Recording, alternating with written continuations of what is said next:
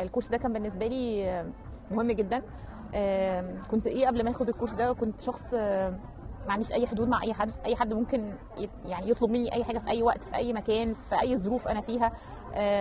ما كنتش اي حد ممكن كان يتدخل في اي حاجه في حياتي، ممكن يسالني اي سؤال في حاجه ما تخصوش او حاجه انا تخصني انا ممكن مش حابه اتكلم فيها، ومع ذلك برضو كنت بجاوب يعني منتهى الصدق ومنتهى الاريحيه، وبسيب نفسي لاي حد عايز اي حاجه.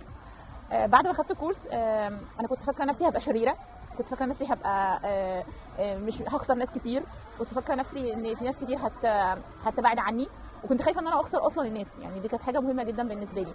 لكن انا اكتشفت لا بالعكس، انا حطيت حدود مع الناس اللي حواليا. الناس ابتدت تعمل حسابي اكتر، تفكر فيا اكتر ان ايه اللي هيناسبني وايه اللي مش ممكن يناسبني، تفكر انا عايزه ايه، الحاجات دي انا عايزاها ولا لا. اصلا ابتديت احس ان يعني الناس ابتدت تبقى معايا، غير انا بقى ابتديت احس ان انا شايفه نفسي فين، شايفه انا وضعي مع نفسي، وضعي قصاد نفسي، انا شايفه نفسي فين. دي كانت حاجه مهمه جدا بالنسبه لي، ومقدره قيمه قوي نفسي، وان هي محتاجه ايه، هتقبل ايه، هترفض ايه. الحاجات دي بالنسبه لي ما كانتش موجوده، ودلوقتي بقت موجوده بعد ما اخدت الكورس ده.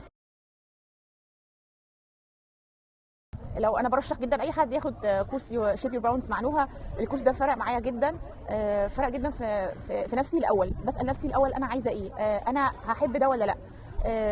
احنا كلنا لازم نسال نفسنا دوت. ما تعمليش حاجه انت مش عايزه تعمليها، ما تعمليش حاجه وانت مش حباها.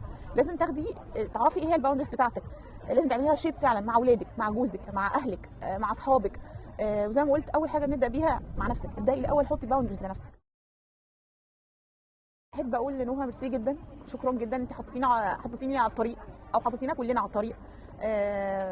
حسستيني بالامان، ان انا مش هخسر الناس اللي حواليا، ان انا مش هزعل الناس مني. لا انا بالعكس، انا هكتشف الناس الحقيقيه اللي موجوده في حياتي، هكتشف الناس اللي فعلا الناس اللي هتتقبل الباوندز اللي انا حطاها دي، وتبقى معايا في اللوك الجديد لحياتي اللي انا عاملاه. فبشكر نوها جدا تاني على الكوميونتي الجميل اللي هي برضو ضمتنا ليه، والتجمع الجميل اللي احنا فيه دلوقتي. ميرسي جدا يا نوها، المكان حلو جدا، الناس احلى واحلى.